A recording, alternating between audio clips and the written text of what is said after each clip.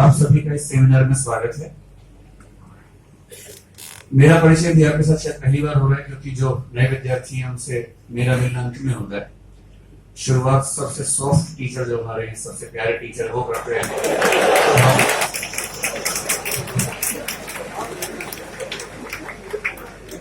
और नियम यही है कि सबसे मीठी गोली शुरू में, सबसे कड़वी गोली अंत में। तो मैं सबसे अंत में आता हूँ, ये सबसे शुरू में आते हैं सर। तो मैं इसलिए अंत में आता हूँ कि शुरू में बात करता हूँ तो बच्चे भाग जाते करके हमारे, इसलिए एक पॉलिसी के तौर पर सबसे पहले अखिल सर और सबसे अंत में मैं।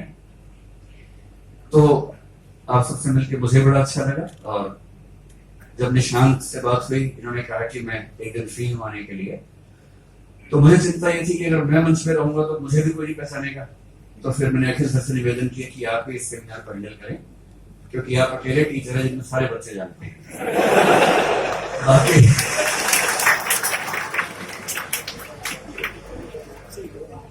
आज सेमिनार तो है ही, उसके अलावा एक प्रयोजन और भी था। कुछ दिन पहले निशांत ने किताब लिखी, निशांत और मैंने मिलकर किताब लिखी थी करीब एक साल पहले, निबंध के बारे में, निबंध दृष्टि, वो शायद मिली भी होगी आप लोगों को। उसके बाद निशांत ने एक किताब और लिखी है जो अभी छप के आई है कुछ दिन पहले, और वो सीधे सीधे यूपीएससी के बारे में, मुझे बनना है यूपीएससी टॉपर, इस नाम से।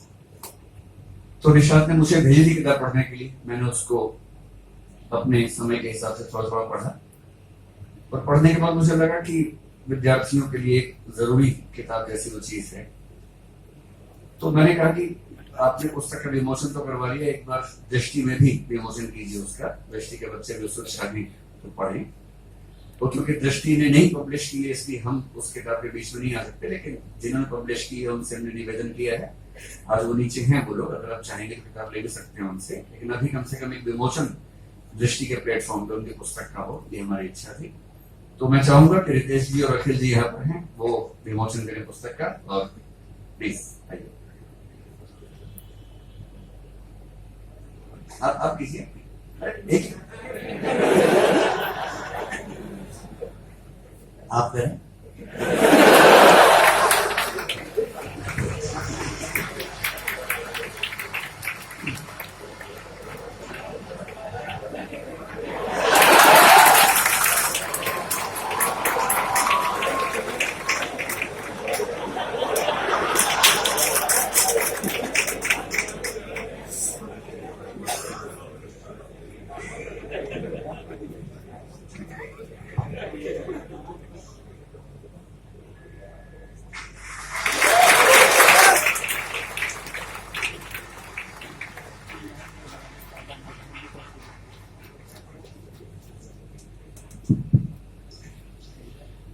ये तो एक औपचारिक बात थी। इसके बाद का सेमिनार आपके हिसाब से, आपके अनुसार आप होंगे और निशांत होंगे, और उसके बीच में हम लोगों की बहुत भूमिका नहीं होगी। मेरा सिर्फ एक काम ये है कि थोड़ा सा इंट्रोडक्शन निशांत के बारे में अपने तरीके से, मतलब निशांत एक विद्यार्थी है वो तो छोटी बात है, आईएएस टॉपर है वो भी एक अलग बात है, लेकिन कुछ और बातें निशांत के बारे में आपको बताना चाह रहा हूँ।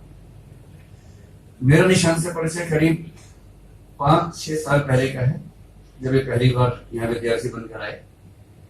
उन दिनों में हिंदी साहित्य नाम का एक विषय पढ़ाया करता था, तो ये हिंदी साहित्य के विद्यार्थी बनकर आए थे।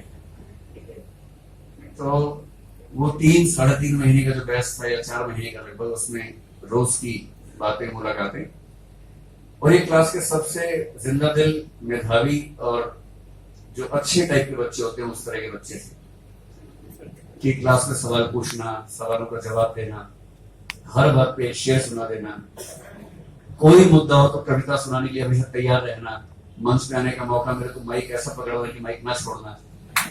तो ये सब इनकी कुछ अदाएं थी जिससे हम लोग अच्छे दोस्त बन गए। बाद में निबंध, जीएस, इंटरव्यू, हर दौर में हम लोग साथ में रहे, डिस्कस करते रहे।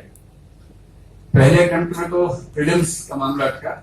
इनको लेकर मेरी राय ये थी, कई लोगों को लेकर होती है, कि अगर प्रीलिम्स वो निकाल लेंगे तो उनको बाद में दिक्कत नहीं आएगी, क्योंकि जो राइटिंग स्किल्स हैं और खुद को प्रेजेंट करने की स्किल्स हैं, अगर वो किसी में बहुत अच्छी है तो उसके लिए केवल और केवल प्रीलिम्स ही दिक्कत है और कुछ दिक्कत नहीं। इनको लेकर जो हमारी समझ थी, बल्कि मुझसे ज्यादा दृष्टि में जो सीईओ है, मैनेजमेंट के हेड हैं शिवेश जी, उनकी समझ इस मामले में मुझसे ज्यादा स्पष्ट थी कि निशांत का प्रीलिम्स होगा तो कोई रोक नहीं पाएगा।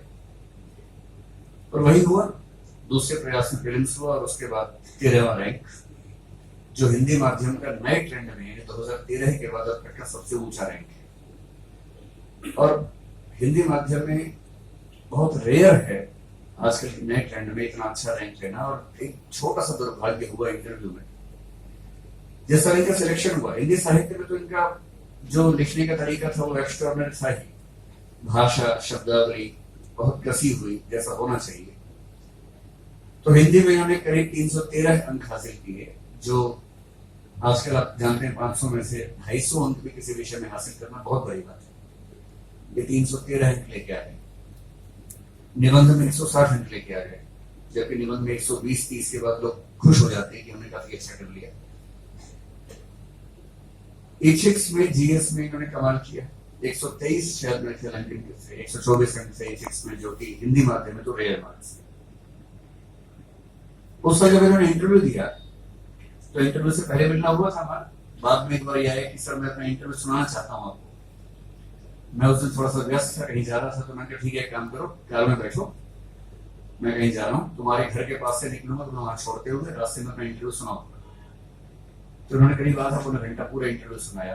करोलबाग के पास इनको रुकना था हॉस्टल में, वहां मैंने इनको छोड़ा। क्वेश्चन आंसर तो ऐसे थे इंटरव्यू के, मुझे लगता था कि 180-190 के करीब स्कोर मिलना चाहिए। अगर उतना स्कोर होता तो मेरे ख्याल से इनका दूसरा रैंक तो होता ही होता, शायद पहला रैंक दिया जाता।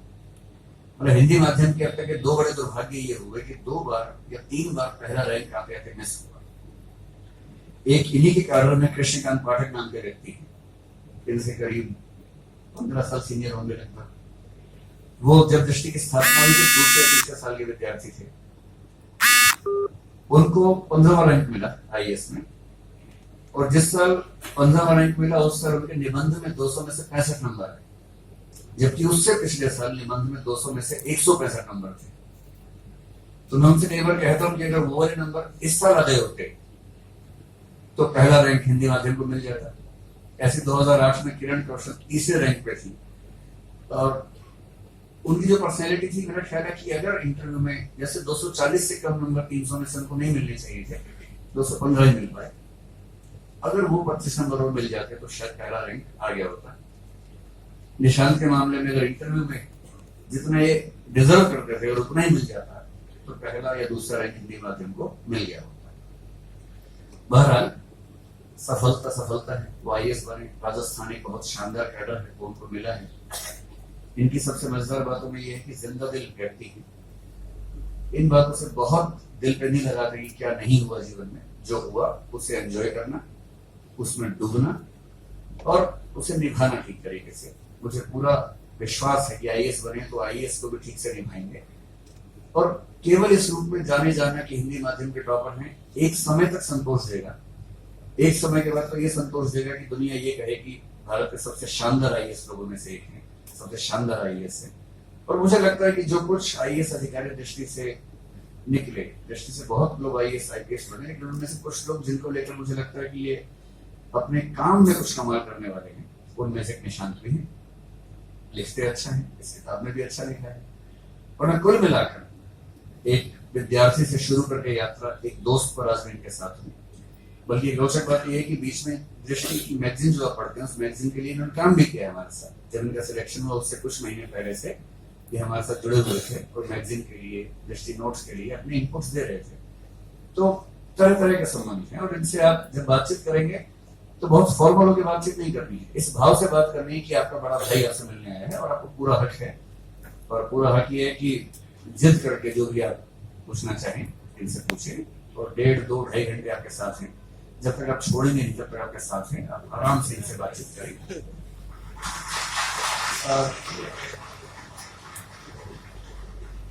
दृष्टि की परंपरा ये है कि जब भी हम टॉपर्स को बुलाते हैं तो मैं उस सेमिनार में रहता नहीं हूँ, सिर्फ इसलिए कि टॉपर आपसे और आप टॉपर से खुल के बात कर सके। मेरी मनहूस उपस्थिति में आप दबाव महसूस कर रहे हैं, यानी आप अगर दृष्टि को लेके बात करना चाहें तो भी आपको संशय ना हो, आराम से आप बात करें। लेकिन हाँ, आज सेमिनार का जो स्ट्रक्चर है उसमें हम में से एक का रहना जरूरी है, तो मैंने अखिल सर से निवेदन किया कि वो रहे, मैनेज करना होगा। सेमिनार कैसे होगा थोड़ा समझा देता हूँ। करीब 1 घंटा निशांत अपनी बातें रखी।